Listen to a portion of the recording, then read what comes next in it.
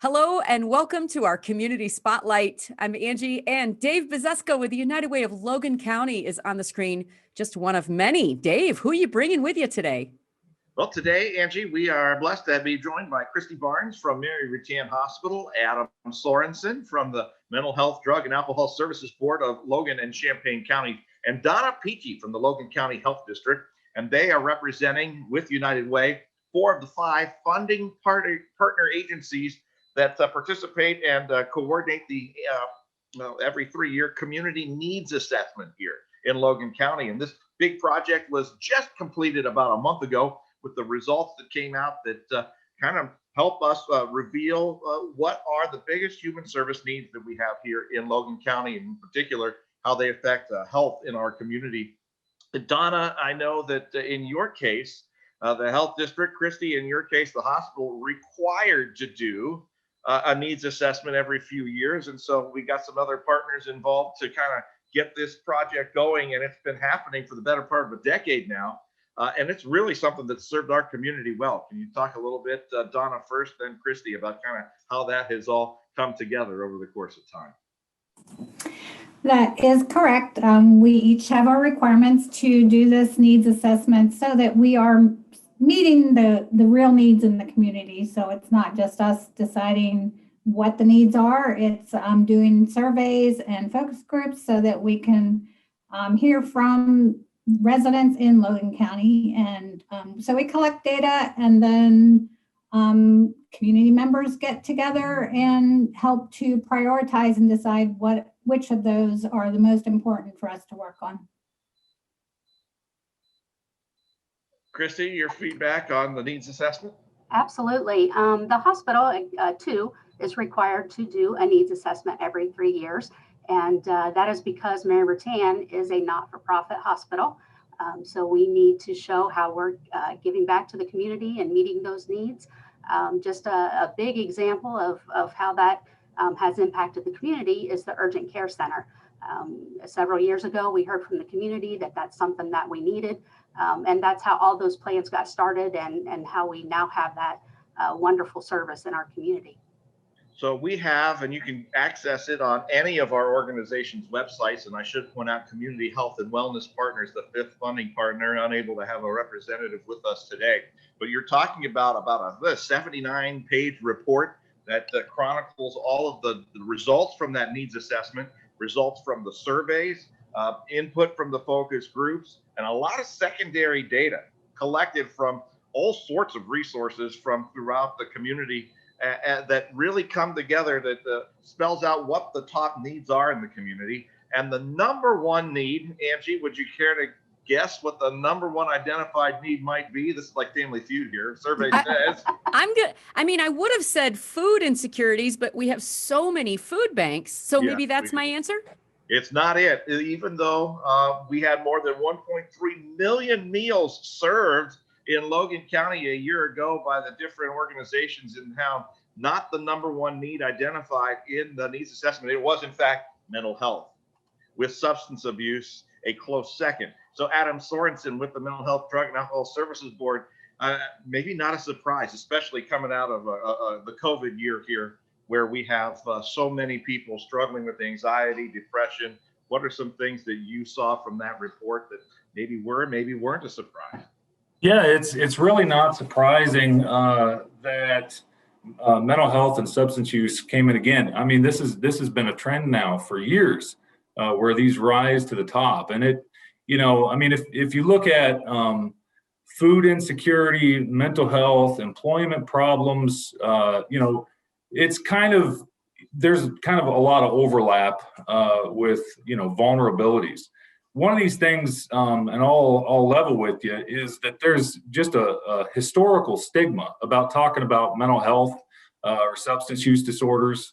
That one of our big priorities in this coming year is to end the stigma, just to start having more conversations about what depression looks like, what anxiety looks like. That's why on our website, mhdas.org, you can take a little survey. It's just a questionnaire like a mental wellness check, free, and it gives recommendations, right? So we're going to start employing a lot of messaging to try to just get us talking about this. I think that's number one. The second thing is data. How do we know that these are our biggest concerns, right? So working with our partners at Mary Rutan and the health district, local law enforcement, dispatch centers, to just make sure we're all using the same metrics so that we can have a baseline to know if we're improving or not. So definitely appreciate our partnerships. And that's what this whole thing is anyway, this community health needs assessment, the health district. It's really, it's a partnership. It takes all of us to look at these societal issues. And to your point, Adam, you're not kidding about this being a partnership. After, mental health, substance abuse at 1 and 2, number 3, housing, in particular, affordable housing, precariously housed people, homelessness came in at number 3. You had healthy living. And that we were talking about the idea of, how do we eat, diet, exercise to make sure those long-term health conditions don't become factors down the road, as they so often are for so many. The 5th need identified that workforce considerations, the needs that our local employers have as they look to hire people and retain them. These needs, as you said, identified, and then Donna, we have 5 working coalitions that are working now to identify and address the gaps identified and to find solutions to the issues that we have in these areas. That's correct. And if anyone wants to get involved with one of those coalitions, I have contacts for each of those groups. So someone could email me or call me and I can connect them to the coalition. My number is 937-651-6217. And my email is dpeachy, that's EY, @co.logan.oh.us. And each of these coalitions meets about once a month. And you're talking about people from all walks of life. It's not just from the social service agencies or the government entities, but there's involvement from the faith community, involvement from our schools, involvement from our employers, all working to, on models there, Donna. And I know you talk about what a logic model is, but I mean, these are, highly developed plans to get us from point A to point B here in these situations. Correct. Each coalition develops strategies and have a long-term goal so that we can continue to look at that annually and see what progress we've made. And that goes into what's called a community health improvement plan. And that's what we're working on right now with the help of a facilitator to make sure that we're doing the right thing to get the results that we want. Christy, you talked about how this is something that doesn't just sit on a shelf. I mean, we use this to really make decisions as a community, as our organizations. And you referenced the brand new Mary Rutan Health Center is something that grew out of a previous needs assessment. I think of 211, the 24/7, 365 hotline, Angie, that we talk about every time we come on here, is another growth of a previous needs assessment from several years down the road. Adam, how does your organization use the needs assessment to address the needs and make decisions? Well, you mentioned grants. We use needs assessment data to help us write grants, and we just wrote that $1.1 million grant for Champaign and Logan counties, according to address some of the needs that came out of that needs assessment. So a couple things that came out of that grant locally is increasing access to peer support for folks. A lot of times folks have a hard time just jumping in the deep end of behavioral health treatment, right? It takes a knock on the door, sitting down and having a meal together with somebody that says, I know I've been where you are. I know what you're going through. And there's some help that we can give you, to address these things. And that's been very meaningful already. And I just have success stories in my inbox today for how that's worked locally, to get people help they need. In some cases with very people in really difficult spots. The second thing that I'm really excited about, and you reminded me of this, Dave, is our faith coalition that we just started. There are no treatment centers that are countywide, right? There's no like, well, call your therapist in Bell Center, right? But there are churches all over our county with people who are, I think, commanded to love their neighbor, right? That's a good thing. That's a really good thing for a coalition, right? To serve vulnerable people, to reach out to shut-ins. I'm telling you, there's a lot of exciting work with that faith coalition. So if you want more information about that, just call us here at the board, 465-1045. We'd be happy to talk with you about that.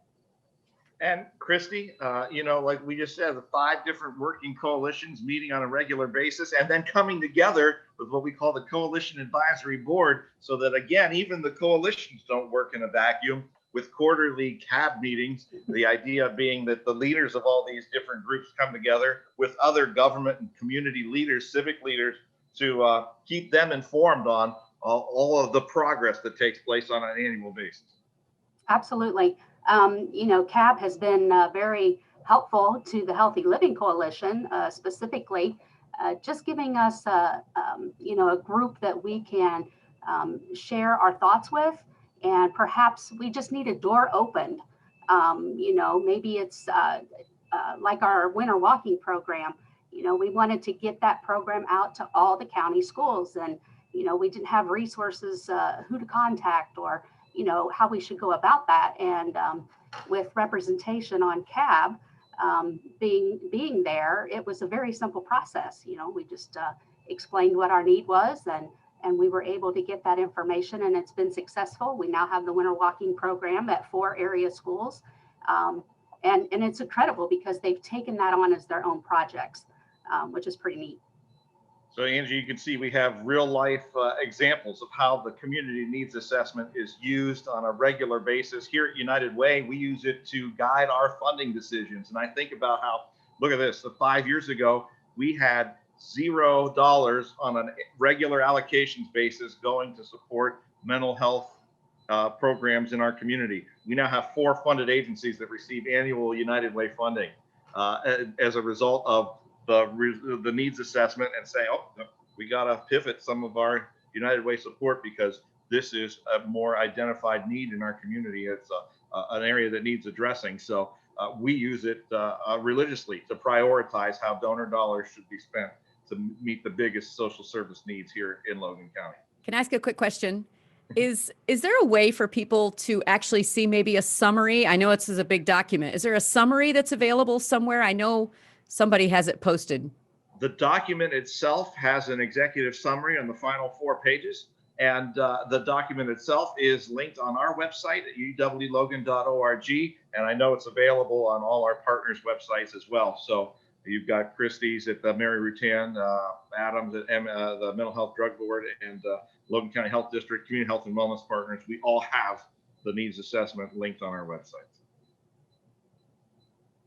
Fantastic information. I love to see the community come together to really, meet the community. Do you know what I mean? It's meeting the needs. And Adam, I've never actually met you before, but you said that, Dave, that mental health, and I went, oh, yes, because Dave and I are both faith leaders in Union County, and that is, even with us pastors, it's something that even we're dealing with. And so I am so grateful for all of you partnering together because it benefits the community as a whole. Right. Yeah. I'd be remiss not to mention our Communities for Ongoing Relief Efforts core coalition. There are 4 subgroups that just are so active in promoting recovery all over Logan County. And the partnership is diverse with that group. And I don't have time to say as much as needs to be said about it, but you can go to our website and check that out. The core coalition, just fantastic. Phenomenal. Yeah. I thank all of you for taking time out of your busy day to be part of this. Dave, before we wrap, I just want to know something. Tell me something that's awesome about what's happening at United Way in the month of March. Well, obviously, it's tax season. We're in the heart of it now. MyFreeTaxes.com is available. That's the only nationwide nonprofit-based free tax preparation service. And given that we got to get that done here by April 15th this year, the deadline is a knocking. And so you can go to uwlogan.org or myfreetaxes.com and get the free online support to file your taxes, and you can get them done for free. Your federal and state taxes can get done for nothing, and they will walk you through that too with the online chat support and phone help support as well if you need it. It's as simple as taking a picture of your W-2 and uploading it, and you're on your way. MyFreeTaxes.com. And you don't have to be in Logan County to use that. You can use that nationwide. So I know you have listeners, viewers all over the Shine FM radio audience. It doesn't matter where you live. MyFreeTaxes.com. Fantastic. Thank you again to everybody. Thank you, Dave, for bringing so many people with you today. I'm making up for last month when I flew solo. All right. You all have a wonderful day. Thank you. Thanks, Angie, in the morning.